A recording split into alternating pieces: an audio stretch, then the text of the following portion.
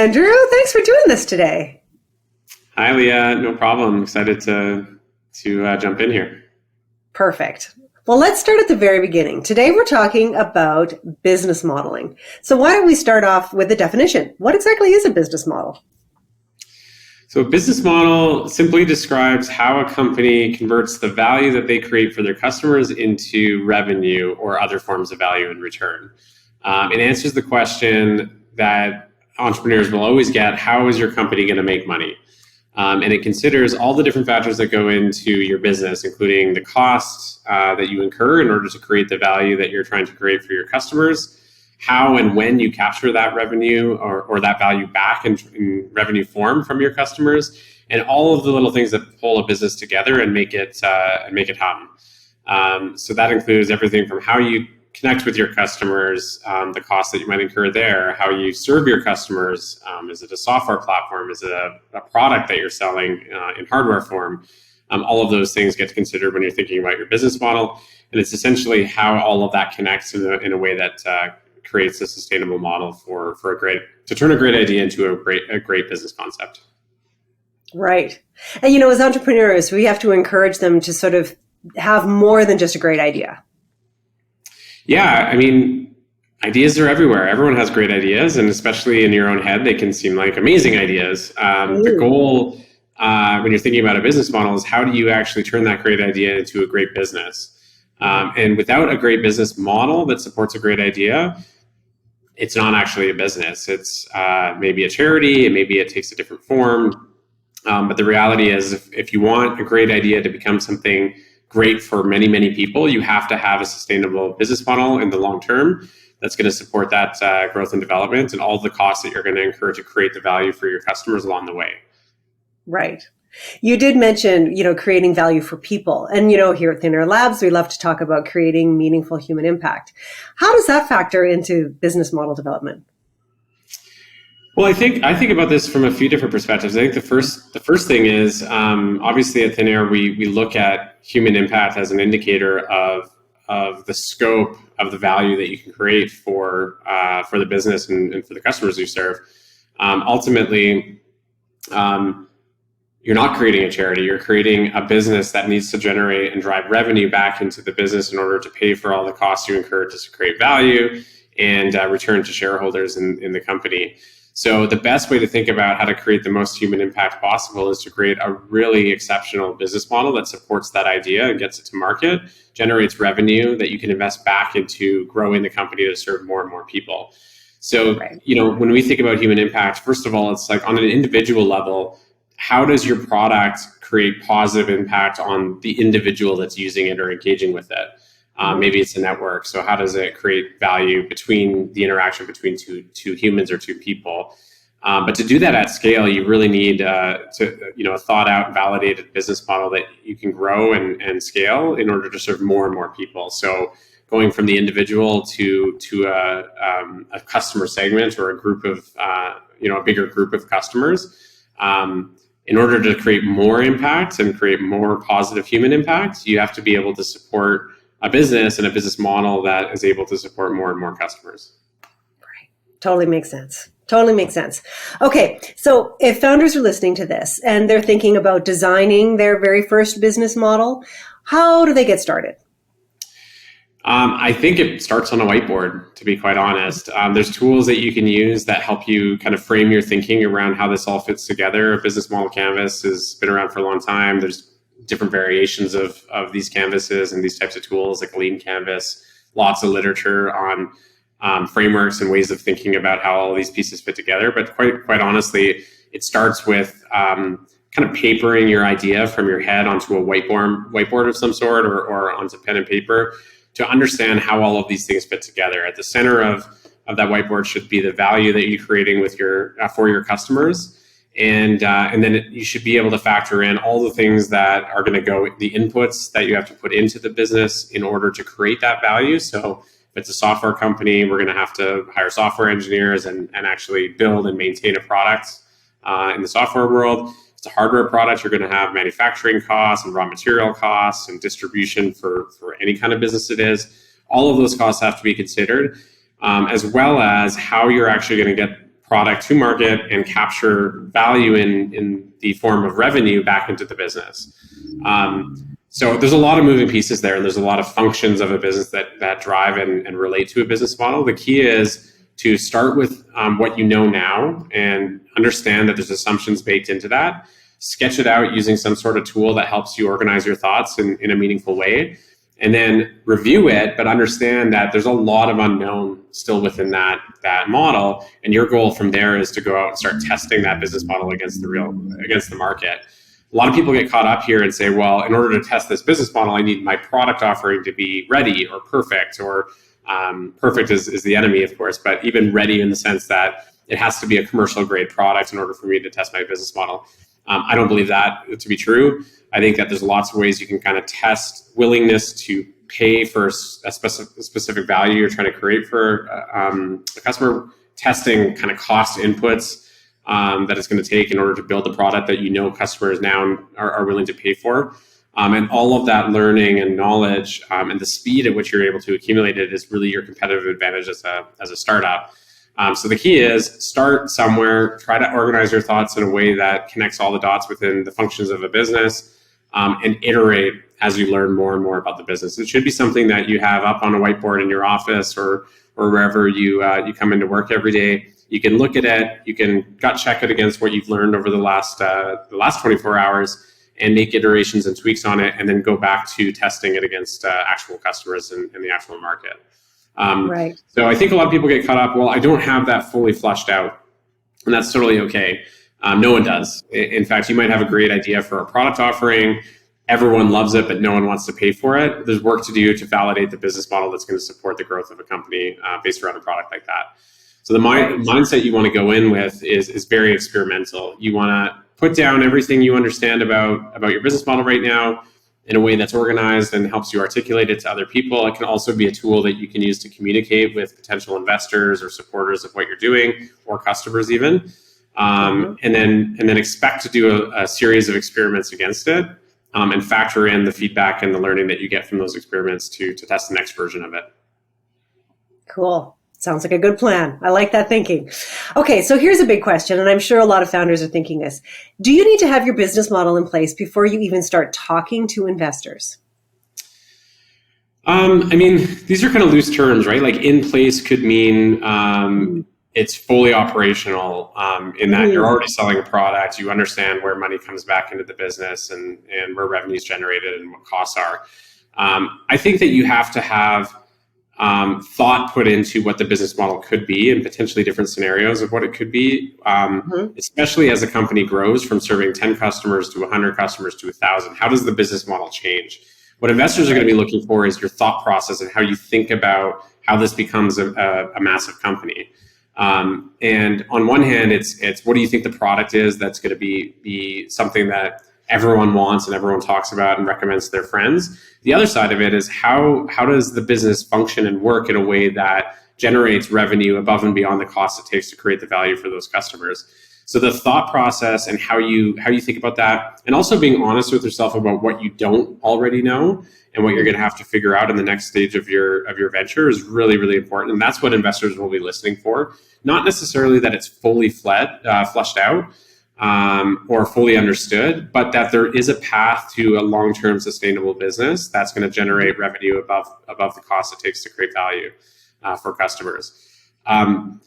The other thing to consider here is different investors are coming, you're approaching them and they're coming in to learn about your business at different stages of your development.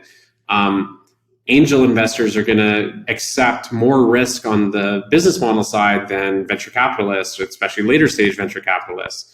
That are investing growth capital in the companies. Right. Investing growth capital is based on the assumption that the business model is fleshed out, is already fully understood, and you're basically pumping money into the business in order to drive growth. Earlier stage investors and angel investors are coming in saying, we don't know whether or not, we don't know what the business model looks like right now. We don't know what it's going to look like in a year from now, but they're making a bet on the founder's ability to figure that out, and on some of the, current evidence that they have to say, yeah, there probably is a business model here. When you think back on some of the early tech journeys of tech giants like Facebook, there was kind of an understanding with early investors that if you get millions or billions of people on this platform, there's going to be a way and a business model that's going to support revenue generation at scale. But of course, they went back and forth and said, well, is that advertising? Is that a subscription model for users or members? Is there other ways we can generate revenue? All of that was unknown at one point in everyone's journey. And that's the same is true for any venture, right? There's kind of different stages of understanding. And that's why it's so important to be able to kind of test some of those early assumptions early in the process before you even build product. Well, if I build something like this, am I actually going to be able to generate revenue? If I need to generate revenue, how am I going to find the right customers that are going to pay me that revenue? It kind of forces you to go through this thought process. And that's really what investors are looking for, is how do you think about this? What's your mindset and approach to figuring out what the right business and optimal business model needs to be? And how are you going to go out and actually execute against that? So what I would say is business models are a key risk factor for investors when considering what and when to invest in a company. So questions like, is it flushed out? Does it make sense? Will it change as the company grows? These are all important questions to ask. But if it's not fully flushed out at the beginning, it's not too early to talk to investors. But you should be honest with where you think you're at with it. And a lot of founders get ahead of themselves and say, well, I got one customer that paid me one time for this one product, and therefore there's a business model that lives here. But there's still a lot of unknowns in some of the other functions of the business that what investors are really looking for, especially in the earlier stages, is how are you going to go and figure this out? Right. And there's accepted risk there when you're investing in companies at that stage. You're typically at that stage investing in, yes, there's definitely value to be had for customers here.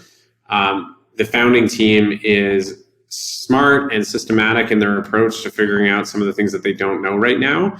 And I'm going to take the bet, even though the business model isn't fleshed out, because I think that they're going to be able to figure that out.